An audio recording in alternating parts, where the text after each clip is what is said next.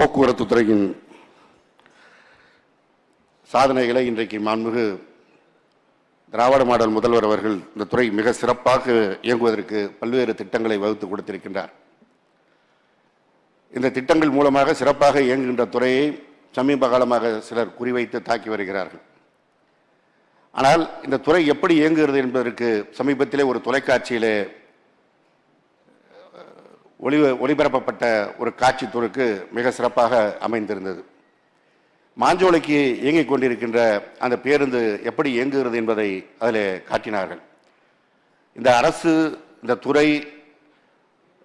துறையினுடைய வெற்றியாக அதை எடுத்திருந்தால் கூட அவ்வளவு சிறப்பாக வந்திருக்குமா தெரியவில்லை. புதிய தலைமுறை தொலைக்காட்சி மிக சிறப்பாக அந்த காட்சியின் மூலமாக வெளிப்படுத்தியிருந்தார்கள். மாஞ்சோலையிலே பணியாற்றுகின்ற அந்த தொழிலாளர்கள் அவருடைய கருத்துக்களை அதில் வெளிப்படுத்துகிறார்கள். 600 குடும்பங்கள் இருக்கின்ற இந்த எஸ்டேட்டிலே பணியாற்றுகின்ற தொழிலாளர்கள், எங்களுக்கு இருக்கின்ற ஒரே ஆதாரம் இந்த அரசு போக்குவரத்து கழக பேருந்துகள் தான். இந்த பேருந்திலே பணியாற்றுகின்ற அத்தனை பேரும் எங்கள் குடும்பத்தில் ஒருவராக இருக்கிறார்கள் என்று அந்த பேருந்து நிற்கின்ற போது அவர் பேசிக் கொண்டிருக்கின்றார். பேருந்தில் இருந்து பயணிகள் இறங்குகிறார்கள். பயணிகள் இறங்கிய பிறகு அதிலிருந்து ஒரு கடைக்கு வருகின்ற கோழிகளை இறக்குகிறார்கள், முட்டை வருகின்ற தட்டுகளை இறக்குகிறார்கள். அடுத்து ஒருவர் சொல்கிறார், இங்கே எஸ்டேட்டில் நாங்கள் மாடு வளர்க்க முடியாது, எங்களுக்கு பால் கிடைக்காது. இந்த பால் பாக்கெட்டையும் கொண்டு வந்து சேர்ப்பது இந்த அரசு போக்குவரத்து கழக பேருந்துகள் தான். அத்தோடு அவர்கள் நிறுத்தவில்லை. எங்களுக்கு மருந்து வேண்டுமென்றால், ஒரு பெண் சொல்கிறார், எங்களுக்கு மருந்து வேண்டுமென்றால் நாங்கள் அதில் பணியாற்றுகின்ற ஓட்டுநர் நடத்துனர்களுக்கு தொலைபேசியில் அழைத்து சொல்வோம். அவர்கள் கீழே இருந்து அந்த மருந்துகளை வாங்கி வந்து எங்களுக்கு கொடுப்பார்கள். எங்கள் வீட்டு நிகழ்ச்சி என்றால் அவர்களுக்கு பத்திரிகை வைப்போம். அவர்கள் அத்தனை பேரும் எங்கள் வீட்டு நிகழ்ச்சியிலே கலந்து கொள்வார்கள். நாங்கள் வருகிறோம் என்று தொடர்ந்து வருகின்றவர்கள் வராவிட்டால் அவர்கள் எங்களை அலைபேசியில் அழைத்து நீங்கள் இன்னும் வரவில்லையா என்று கேட்பார்கள் என்று சொல்லுகிறார்கள். என்றால் தமிழ்நாடு அரசு போக்குவரத்து கழகத்திலே பணியாற்றுகின்றவர்கள் எப்படி மக்களோடு இணைந்து பணியாற்றுகிறார்கள், மக்களுக்கு பணியாற்றுகிறார்கள் என்பது மிக தெளிவாக வெளிப்படுகின்ற ஒரு காட்சி துணுக்காக இருக்கிறது.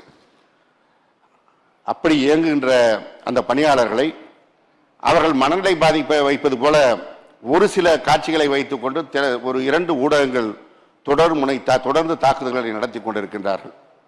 சமீபத்திலே ஒரு பேருந்திலிருந்து ஒரு வயது முதியவரை கீழே நடத்துனர் தள்ளி விடுகின்ற காட்சியை போட்டு அந்த முதியவர் தடுமாறி கீழே விழுந்து விடுகிறார். அது தவறு.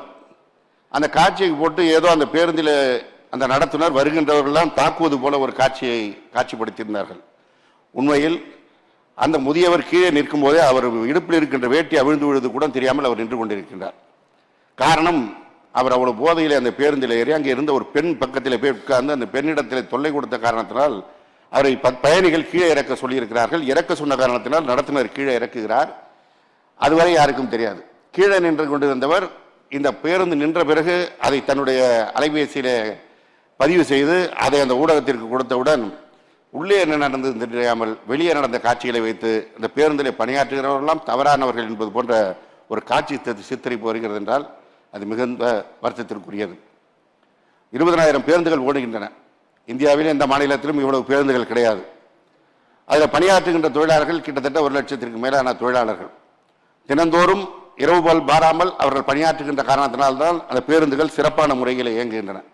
பேருந்து பணிமனைக்கு வருகின்ற ஒவ்வொரு பேருந்தையும் சரியாக இருக்கிறதா என்று அவர்கள் பரிசோதித்து தான் அந்த பேருந்துகளை வெளியே அனுப்புகிறார்கள்.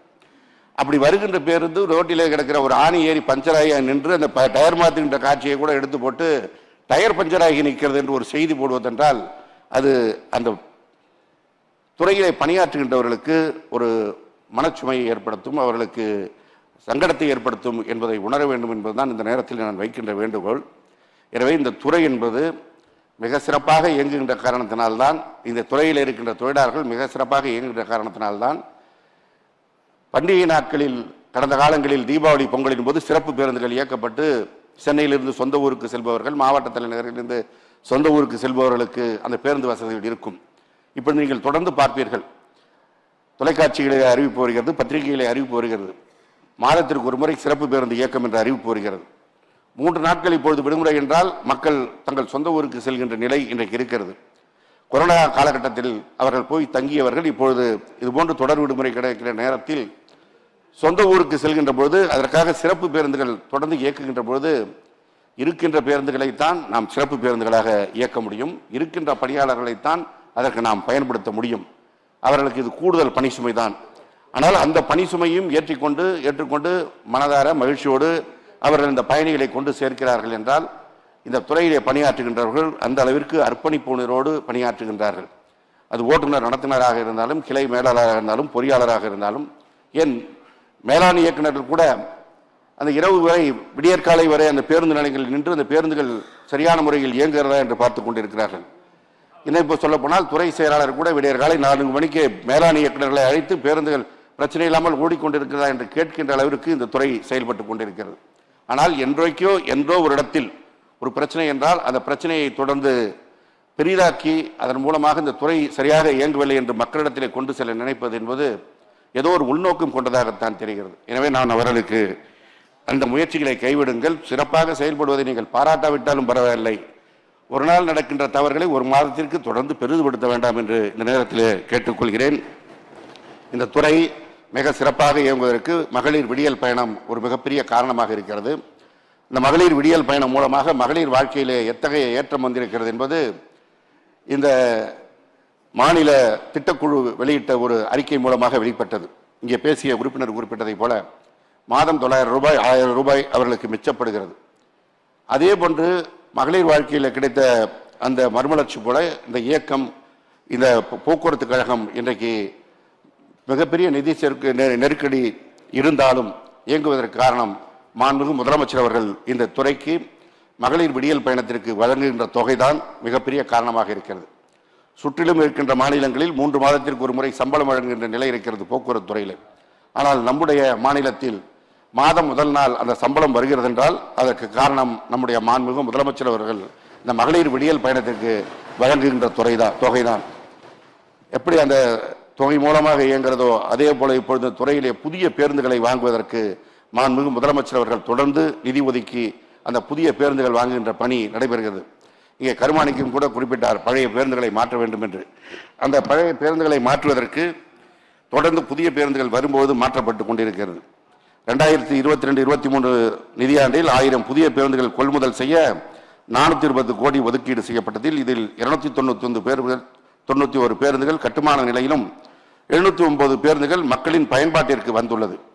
அதேபோல 2023-24 ஆண்டில் 1000 புதிய பேருந்துகள் கொள்முதல் செய்ய 446 கோடி ஒதுக்கீடு செய்யப்பட்டதில் இதில் 638 பேருந்துகள் கட்டுமான நிலையில் உள்ளது. 362 பேருந்துகள் மக்கள் பயன்பாட்டிற்கு வந்திருக்கிறது.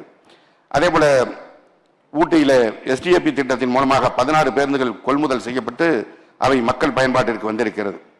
2024-25 ஆண்டு 3000 புதிய பேருந்துகள் கொள்முதல் செய்ய 1535 கோடி ஒதுக்கீடு செய்யப்பட்டு 11/3/2024 அன்று ஒப்பந்த புள்ளி வெளியிடப்பட்டு தொழில்நுட்ப மதிப்பீட்டிற்கு 9/7/2024 என்று திறக்கப்பட உள்ளது.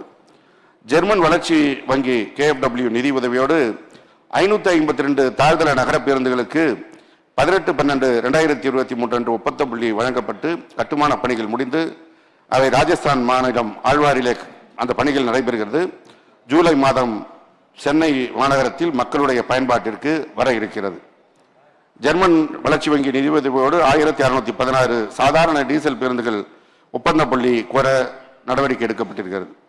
ஜெர்மன் வளர்ச்சி வங்கி நிதி உதவியோடு 500 மின்சார பேருந்துகளில் முதல் கட்டமாக 100 பேருந்துகளுக்கு 11/1/2024 அன்று ஒப்பந்த புள்ளி கோரப்பட்டு மேல் நடவடிக்கை எடுக்கப்பட்டு வருகிறது. மீதமுள்ள 400 மின்சார பேருந்துகள் ஒப்பந்த புள்ளி கோர நடவடிக்கை எடுக்கப்பட்டு வருகிறது. எனவே மொத்தம் உள்ள இந்த 7682 பேருந்துகளில் இதுவரை 1087 பேருந்துகள் மக்களின் பயன்பாட்டிற்கு வந்துள்ளன. மேலும் 929 புதிய பேருந்துகள் கட்டுமான பணியிலும் 3652 புதிய பேருந்துகள் கொள்முதல் செய்ய ஒப்பந்த புள்ளி கோர மேல் நடவடிக்கை எடுக்கப்பட்டு வருகிறது. இந்த பேருந்துகள் எல்லாம் மக்கள் பயன்பாட்டிற்கு வருகின்ற போது ஒரு 15% பேருந்துகள் தான் பழைய பேருந்துகளாக இருக்கும், மீதி பேருந்துகள் எல்லாம் புதிய பேருந்துகளாக இருக்கும். கடந்த அதிமுக ஆட்சி அவர்கள் ஆட்சியை விட்டு விலகுகின்ற போது 50% பேருந்துகள் பழைய பேருந்துகளாக விட்டுவிட்டு சென்று விட்டார்கள். திராவிட முன்னேற்ற கழகம் தலைவர் கலைஞருடைய தலைமையில் ஆட்சியில் இருந்தபோது மாண்புமிகு அமைச்சரான நேரு அவர்கள் அன்றைக்கு போக்குவரத்துறை அமைச்சராக இருந்தபோது 5 ஆண்டு காலத்தில் 15000 பேருந்துகள் வாங்கப்பட்டன. அதிமுக ஆட்சி 10 ஆண்டு காலத்திலே 14000 பேருந்துகள் தான் வாங்கப்பட்டது. 5 ஆண்டு வாங்கியதை விட 10 ஆண்டிலே குறைவாகத்தான் பேருந்து வாங்கினார்கள். அதனால்தான் அந்த பழைய பேருந்துகள் மீண்டும் இயக்க நிலையில் இருக்கின்றன. ஏன்னா பேருந்து புறம் நிறுத்திட்டோம்னா அப்புறம் கிராமத்தில் இருக்கின்ற நகரத்திற்கு வருவதற்கான அந்த இடர்பாடை சந்திக்க வேண்டியிருக்கும்.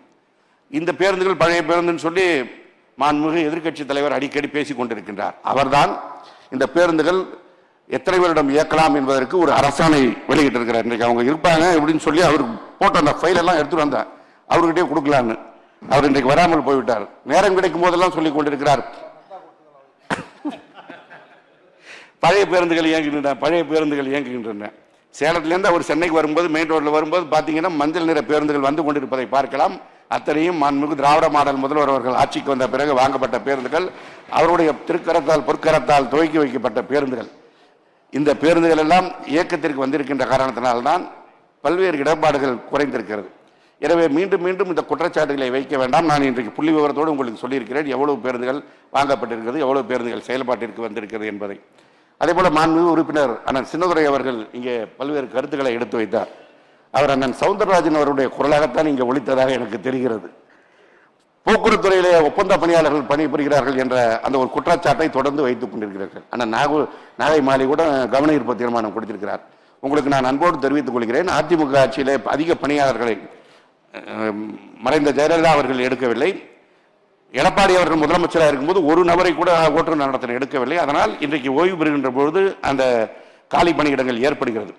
காலி பணியிடங்களை நிரப்புவதற்கு அரசு விரைவு போக்குவரத்து கழகத்தில் 685 பேரை எடுப்பதற்கு அரசாணை வெளியிட்ட பிறகுதான் அந்த கோடை விடுமுறை நாட்களில் அதிகமாக இயங்குவது விரைவு போக்குவரத்து கழகம். ஏன்னா வெளியூர் நீண்ட பயணங்களை மேற்கொள்வார்கள் மக்கள். அந்த நேரத்தில் பேருந்தை ஓட்டுவதற்கு ஓட்டுநர் நடத்தின இல்லாமல் நிலை இருக்கக்கூடாது என்றுதான் ஒப்பந்த புள்ளி போட்டு அதன் மூலமாக அவர்களை வைத்து அந்த பேருந்துகள் இயக்கப்பட்டது. அப்படி இயக்கப்பட்ட காரணத்தினால் எந்த பிரச்சனையும் இல்லாமல் கோடை விடுமுறை சுமூகமாக முடிந்தது. இன்னும் சொல்ல போனால் கடந்த ஆண்டை விட இந்த ஆண்டு கூடுதலாக வருவாய் அரசு விரைவு போக்குவரத்து கழகத்திற்கு கிடைத்தது. இப்பொழுது 685 பேருக்கு வேலைக்கு எடுப்பதற்கு எழுத்து தேர்வு முடிவுற்று, நேர்காணல் முடிவுற்று, ஓட்டுநர் திறன் அறிகின்ற பயிற்சி முடிவுற்று அவர்கள் பணிக்கு வந்து விட்டார்கள். அவர்கள் பணிக்கு வந்த பிறகு ஒப்பந்த முறையில் எடுக்கப்பட்ட அந்த பணியாளர்களெல்லாம் விலக்கிக் கொள்ளப்பட்டார்கள். எனவே உங்களுக்கு எந்த சந்தேகமும் வேண்டாம், இது திராவிட முன்னேற்ற கழகத்தின் ஆட்சி, சமூக நீதியை காக்கின்ற ஆட்சி. இன்னும் சொல்ல போனால் இந்த போக்குவரத்து துறை என்பதை நிர்மாணித்தவர் முத்தமிழறிஞர் தலைவர் கலைஞர் அவர்கள். அவர் நிர்மாணித்த காரணத்தினால்தான் இந்தியாவில் இந்த அளவிற்கு ஒரு பெரிய போக்குவரத்து நிறுவனமாக தமிழகத்தில் இருக்கிறது. எனவே தலைவர் கலைஞர் நிறுவனம் செய்த இந்த போக்குவரத்து கழகத்தை நம்முடைய மாண்புமிகு முதல்வர் அவர்கள் சிறப்பான முறையில் கொண்டு செல்வார். ஒப்பந்த முறை தொழிலாளர்கள் என்பது ஒரு தற்காலிக ஏற்பாடு. அந்த தற்காலிக ஏற்பாடு இல்லாமல் நீங்களே பேருந்து வரலன்னு அப்புறம் எனக்கு ஃபோன் பண்ணுவீங்க. அதை ஓட்டுவதற்கு அந்த ஓட்டுநர்களை தற்காலிகமாக வைத்திருக்கிறோம். பணி நியமனத்திற்கு புதிய ஓட்டுநர் நடத்துனர் வருகின்ற பொழுது அவர்கள் விலக்கிக் கொள்ளப்படுவார்கள். எனவே அந்த ஐயம் தேவையில்லை. அதே போல புதிய ஒப்பந்த பேச்சுவார்த்தை நடத்த வேண்டும் என்று அண்ணன் சின்னதுரை அவர்கள் சொன்னார்கள். அதிமுக ஆட்சி இருந்தபோது 13 முறை ஒப்பந்த பேச்சுவார்த்தை நடத்தப்பட்டு முடிவு காணாமல், முடிவு எட்ட முடியாமல் 3 ஆண்டுகளுக்குள் முடிக்க வேண்டியதை அது கடந்து ஒரு 1.5 ஆண்டுகளும் அவர்கள் பேசி முடிக்காமல் திராவிட முன்னேற்ற கழக ஆட்சி அமைந்த பிறகுதான் பேசி முடிக்கப்பட்டு அந்த ஒப்பந்தம் மிக சிறப்பான முறையிலே நிறைவேற்றப்பட்டது. அந்த ஒப்பந்தத்தில் திராவிட முன்னேற்ற கழகத்தின் தொமுசா வைத்த கோரிக்கைகள், உங்கள் சிஐடி வைத்த கோரிக்கைகள், ஏஐடிசி வைத்த கோரிக்கைகள், ஐஎன்டிசி வைத்த கோரிக்கை எல்லாம் பேசி சிறப்பான முறையில் ஏற்றுக்கொள்ளப்பட்டது. ஆனால் அண்ணன் சவுந்தரராஜன் கையெழுத்து போடவில்லை. கையெழுத்து போடாமலே அந்த மறுபடியும் ஒப்பந்த பேச்சுவார்த்தை கோருவதற்கு அவர் ஏன் கோர வேண்டும் என்பதற்கு புரியவில்லை. ஒப்பந்த பேச்சுவார்த்தையை நாங்கள் பேசத்தான் போகிறோம். நடுவில் நாடாளுமன்ற தேர்தல், இந்த சட்டமன்றம் இருக்கிறது. இதெல்லாம் இந்த பணிகள் முடிவுற்ற பிறகு அதை பேசுவதற்கு தயாராக இருக்கிறோம் என்பதை நான் ஏற்கனவே அவர்களுக்கு சொல்லியிருக்கிறேன். எனவே அதில் எந்த ஐயமும் உங்களுக்கு தேவையில்லை. உங்கள் கோரிக்கைகள் நிறைவேற்றப்படும். அதே போல அறிவிப்பா அதுக்குள்ளே அறிவிப்பணும். 15 நிமிஷம் கேட்டிய 18 நிமிஷம் பேசிட்டிய. மாண்பு உறுப்பினர் கருமாணிக்கம் அவர்கள் ஒரு டெப்போ கேட்டார், ஆர்டிஓ அலுவலகம் கேட்டார். நிதிநிலையின் காரணமாக இந்த ஆண்டு எதுவும் அறிவிக்கவில்லை. அறிவிப்பதற்கான நடவடிக்கை எடுக்கப்படும். எங்கள் பின்னாடியே கிருஷ்ணராயபுரம் சட்டமன்ற உறுப்பினர் 2 வருடமாக அக்கா சிவகாம சுந்தரி கேட்டுட்டு இருக்காங்க. ஏன்னா அவங்க தொகுதியில் டெப்போ இல்லை, பக்கத்தில் இருக்க டெப்போவிலேருந்து 50 கிலோமீட்டர் 60 கிலோமீட்டர்கள் பேருந்து வருகின்ற பொழுது நகர பேருந்துகள் இயக்க முடியாத நிலை இருக்கிறது என்று சொல்லியிருக்காரு. இன்னும் சொல்லப்போனால் அவர் நமக்கு நாம திட்டத்தில் நான் டெப்போ கட்டுறதுக்கான நடவடிக்கை எடுக்கிறேன் இருக்கார். அதற்கான நடவடிக்கை எடுக்கின்ற போது உரிய முறையில் ஆலோசித்து உங்களுக்கு பரிசீலிக்கப்படும் இந்த நேரத்தில் தெரிவித்துக் கொள்கிறேன். அதே போல அண்ணன் நிவேதா முருகன் அவர்கள் மினி பேருந்துகள் குறித்து பேசினார். முத்தமிழறிஞர் கலைஞர் அவர்கள் இருக்கும்பொழுது கிராமப்புறத்து மக்களுக்கு சேவையாற்றுவதற்காக அந்த மினி பேருந்து திட்டம் கொண்டு வரப்பட்டது. கடந்த ஆட்சி காலங்களில் அவை முறையாக கவனிக்கப்படாததனால் பலத்த சிரமமான சூழலுக்கு சென்று விட்டார்கள். நம்முடைய மாண்பு திராவிட மாடல் முதல்வர் அவர்களிடத்திலே அவர்கள் தொடர்ந்து கோரிக்கை வைத்திருந்த அடிப்படையில் துறை ரீதியாக ஆய்வு செய்து புதிய மினி பேருந்துகள் பர்மிட் வழங்குவதற்கான நடவடிக்கை எடுக்கப்பட்டிருக்கிறது. அது குறித்து வரைவு அறிக்கை வெளியிடப்பட்டிருக்கிறது. இந்த ஒரு மாதத்திற்கு கருத்துக்களை வழங்குவதற்கான காலம் வழங்கப்பட்டிருக்கிறது. அதற்கு பிறகு ஜூலை மாதத்திலே உள்துறை செயலாளர் அவர்கள் தலைமையில் கருத்து கேட்பு கூட்டம் நடக்க இருக்கிறது. அதற்கு பிறகு அந்த திட்டம் வடிவமைக்கப்பட்டு மிக விரைவாக ஆகஸ்ட் மாதம் செப்டம்பர் மாதத்திலே நடைமுறைக்கு வரும். அப்பொழுது புதிய மினி பேருந்துகள் கிராமப்புறங்களில் இயக்குவதற்கான நடவடிக்கை எடுக்கப்படும் என்பதை இந்த நேரத்தில் தெரிவித்துக் கொள்கிறேன். அதே போல நம்முடைய மாண்புமிகு கடலூர் சட்டமன்ற உறுப்பினர் அண்ணன் ஐயப்பன் அவர்கள் ஒரு மிக சிறப்பான செய்தியை சொன்னார். குறைந்த கட்டணத்தில் பக்கத்தில் இருக்கின்ற மாநிலங்களை விட நம்முடைய மாநிலத்தில் தான் பேருந்துகள் இயங்குகிறது என்பது. மிக நீண்ட நாட்களாக பேருந்து கட்டணத்தை உயர்த்தாமலே நம்முடைய மாண்புமிகு முதலமைச்சர் அவர்கள் ஏழை எளிய மக்கள் மீது சுமையை ஏற்றக்கூடாது என்கின்ற கொள்கை முடிவு வைத்திருக்கின்ற காரணத்தினால் நாம் கட்டண உயர்வு இல்லாமல் இருக்கிறோம். ஆனால் பக்கத்தில் இருக்கின்ற மாநிலங்களில் டீசல் விலை உயர்கின்ற பொழுதெல்லாம் அரசு தலையிடாமல் அந்த போக்குவரத்து கழகங்களே கட்டண உயர்வை செய்து கொள்ளலாம் என்கின்ற ஒரு நிலை இருக்கின்ற காரணத்தினால் அவர்கள் கட்டணத்தை உயர்த்தியிருக்கிறார்கள். அந்த சுமை இருந்தாலும் நம்முடைய மாண்புமிகு முதலமைச்சர் அவர்கள் இந்த துறை ஏழை மக்கள் மீது சுமை இல்லாமல் இந்த துறையை கொண்டு சென்று கொண்டிருக்கின்றார்கள். இன்னும் பல்வேறு கருத்து இருந்தாலும் மாண்புமிகு பேரவைத் தலைவர் அவர்கள் அறிவிப்பு எப்போ வருங்கிற கேட்டிருக்கின்றார்கள். இல்ல இன்னும் 3 அமைச்சர் பதில் சொல்லணும், அவ்வளவுதான். அறிவிப்பில் மாண்புமிகு பேரவைத் தலைவர் அவர்களுடைய உத்தரவுப்படி அறிவிப்புகளை வாசிக்கின்றேன். பயணிகளின் பாதுகாப்பை அதிகரிக்க கதவு இல்லாத அனைத்து பேருந்துகளிலும் தானியங்கி கதவுகளை பொருத்தப்படும். இருசக்கர வாகன ஓட்டிகள், பாதசாரிகள் உள்ளிட்ட சாலை பயனாளர்களின் பாதுகாப்பை மேம்படுத்துவதற்காக அனைத்து நகர பேருந்துகளிலும் பக்கவாட்டு பாதுகாப்பு அரண் பொருத்தப்படும். தனிநபர் வாகன பயன்பாட்டை குறைக்கும் வகையில் சென்னை மாநகரில் உயர்தர பேருந்து பிரீமியம் பஸ் சேவைகளை அறிமுகப்படுத்துவதற்கான சாத்தியக்கூறுகள் ஆய்வு செய்யப்படும். உலக வங்கியின் நிதி உதவியுடன் சென்னை பெருநகர கூட்டாண்மை திட்டத்தின் கீழ் 2ஆம் கட்டமாக சுற்றுச்சூழலுக்கு வகுந்த 500 மின்சார பேருந்துகளை சென்னையில் கூடுதலாக அறிமுகப்படுத்த நடவடிக்கை எடுக்கப்படும். தமிழ்நாடு அரசு போக்குவரத்து கழக பேருந்துகளில் கணினி மயமாக்கப்பட்ட சிப்பம் மற்றும் சரக்கு அனுப்புதல் லாஜிஸ்டிக் சேவை அறிமுகம் செய்யப்படும். பணிமனைகளில் பேருந்துகளை சுத்தம் செய்ய தேவையான நவீன இயந்திரங்கள் மற்றும் கருவிகள் போன்ற அடிப்படை வசதிகள் 10 கோடி செலவில் 100 பணிமனைகளில் அமைக்கப்படும். பேருந்து பணிமனைகளில் பணியாளர்கள் பயன்படுத்தும் ஒப்பனை அறைகளை ஏசி வசதியுடன் மேம்படுத்துவதற்கு ஏற்கனவே பணி துவங்கியிருக்கிறது. இப்பொழுது 100 பணிமனைகளில் 10 கோடி செலவில் அடிப்படை வசதிகள் மேம்படுத்தப்படும். ஒவ்வொரு தமிழ்நாடு அரசு போக்குவரத்து கழகங்களில் மாதாந்திர விருப்பம் போல் பயணம் செய்யும் பயண சீட்டு வழங்கும் travel as you please ticket அனைத்து நகர பேருந்துகளிலும் விரிவாக்கம் செய்யப்படும். பணிமனைகளை அதிநவீன உபகரணங்கள் மற்றும் கருவிகள் மூலம் மேம்படுத்தி தொழில்நுட்ப உற்பத்தி திறனை அதிகரிக்கப்படும். மதுரை, கோவை, வேலூர், காஞ்சிபுரம் மற்றும் கடலூரில் உள்ள அரசு தானியங்கி பணிமனைகளில் நவீனமயக்குதல் மற்றும் தரம் உயர்த்தும் பணி செய்யப்படும். அரசு தானியங்கி பணிமனைகள் இல்லாத இடங்களில் அரசு துறை வாகனங்களை ஆய்வு செய்வதற்காகவும் பராமரிப்பதற்காகவும் கோயம்புத்தூர் அரசு தானியங்கி பணிமனையில் அரசு நடமாடும் பணிமனை உருவாக்கப்படும். மதுரையில் இயங்கி வரும் ஓட்டுநர் புத்தாக்க பயிற்சி மையத்தில் கலந்து கொள்ளும் அரசு துறை ஓட்டுநர்களுக்கு 3 நாட்கள் தங்கி பயிற்சியில் கலந்து கொள்வதற்கு தேவையான உள்கட்டமைப்பு வசதிகள் உருவாக்கப்படும். இயக்குறுதிகள் சட்டங்கள் துறையில் வாகன தொகுப்பாளர் செயலி மூலம் பயணிக்கும் பயணிகளின் நலனுக்காக வாகன தொகுப்பாளர்களுக்கான வெஹிக்கிள் அக்ரிகேட்டர்ஸ் விதிகள் வகுக்கப்படும். வாகன முன்பதிவு எண்களை ஆன்லைன் மூலம் ஏலத்தில் விடப்படும். புதிய சாலை பாதுகாப்பு கொள்கை மற்றும் செயல் திட்டம் வெளியிடப்படும். சாலை விபத்துகளில் காயமடைந்தவர்களுக்கும் மரணமடைந்தவர்களின் சட்டப்பூர்வ வாரிசுகளுக்கும் முதலமைச்சரின் விபத்து நிவாரணத்தின் கீழ் நிவாரணம் வழங்குவதற்கென ஒரு புதிய செயலி உருவாக்கப்படும். அதிகப்படியான ஒலி எழுப்பும் காற்று ஒலிப்பான்கள் மூலம் ஏற்படும் ஒலி மாசினை கண்டறிய அச்சுப்பொறி வசதியுடன் கூடிய 255 ஒலி அளவிடும் கருவிகள் வாங்கப்படும். மாண்புமிகு பேரவைத் தலைவர்களே, இந்த துறையின் போது பேசுவதற்கு வாய்ப்பளித்தது போல ஒரு 2 நிமிடம் வேறொரு செய்தியை நான் இங்கே பதிவு செய்ய விரும்புகிறேன். நேற்றைக்கு நான் இங்கே மாண்புமிகு பாமக சட்டமன்ற உறுப்பினர் கோகா மணி அவர்கள் பேசியதற்கு பதிலளித்து பேசினேன். அந்த பதிலளித்து பேசியதற்கு எதிர்வினையாக இன்றைக்கு திண்டிவனத்திலிருந்து ஒரு குரல் ஒலித்திருக்கிறது. போக்குவரத்துறை அமைச்சருக்கு இதில் என்ன சம்பந்தம் என்று கேட்டிருக்கிறார்கள். ஒரு அமைச்சரவை என்பது ஒரு கூட்டு பொறுப்பு. இதில் தெரிந்த கருத்துக்களை இங்கே பதிவு செய்வதற்கான வாய்ப்புகள் இருக்கிறது. எனவே அவருக்கு அந்த குரலுக்கு சொந்தமானவருக்கு சொல்லிக்கொள்வேன், போக்குவரத்துறை அமைச்சராக இருப்பது மாத்திரம் தகுதியல்ல, திராவிட முன்னேற்ற கழகத்தின் ஒரு தொண்டன் என்ற முறையில் சமூக நீதி கொள்கைகளை எங்கள் முத்தமிழறிஞர் தலைவர் கலைஞர் செய்தவர்களை இங்கே பதிவு செய்ய வேண்டியது எங்களுக்கு கடமை. அதே போல இதற்கு என்ன புள்ளி விவரங்கள் இருக்கிறது என்று கேட்டிருக்கிறார்கள். மற்ற புள்ளி விவரங்கள் எல்லாம் நீங்கள் வாங்கள் ஒரு இடத்திலே நேரடியாக விவாதித்துக் கொள்ளலாம். நான் ஆதாரத்தோடு பேசுகிறேன். ஒரே ஒரு சிறு புள்ளி விவரம் எல்லோருக்கும் புரிகிற மாதிரி நான் சொல்லிவிடுகிறேன். இந்த 20% இடஒதுக்கீட்டை முத்தமிழறிஞர் தலைவர் கலைஞர் அவர்கள் கொடுத்த காரணத்தினால் திண்டிவனத்தில் இருக்கின்ற ஒரு அரசு கலைக்கல்லூரியில் சேர்க்கை நடைபெறுகின்ற பொழுது இந்த 20% இடஒதுக்கீட்டிலே ஒரு 100 பேர் சேர்ந்தால் 20 மாணவர்கள் எம்பிசி எனப்படுகின்ற மிக பிற்படுத்த வகுப்பை சேர்ந்த வன்னியர்கள் சேர்வதற்கான வாய்ப்பு இருக்கிறது. நீங்கள் சொல்லுகின்ற 10.5% இடஒதுக்கீடு வந்தால் 20 பேர் சேர முடியாது, 10 பேர் தான் சேர முடியும். எனவே இழப்பு யாருக்கு? வன்னியர் சமூகத்தை சேர்ந்த படிக்க வருகின்ற இளைஞர்களுக்கு அது மிகப்பெரிய இழப்பு. அதே போல தென் மாவட்டத்தில் இந்த எம்பிசி தொகுப்பில் இருக்கின்ற சீர்மரபினர்கள் அங்கே முழுமையாக சேர முடியும். இந்த 10.5 அங்கே போகின்ற போது அந்த 10.5 அங்கே சேர்வதற்கு ஆள் இல்லாமல் யாருக்கும் பயனில்லாமல் ஒரு பாதகமான சூழல் ஏற்படும்.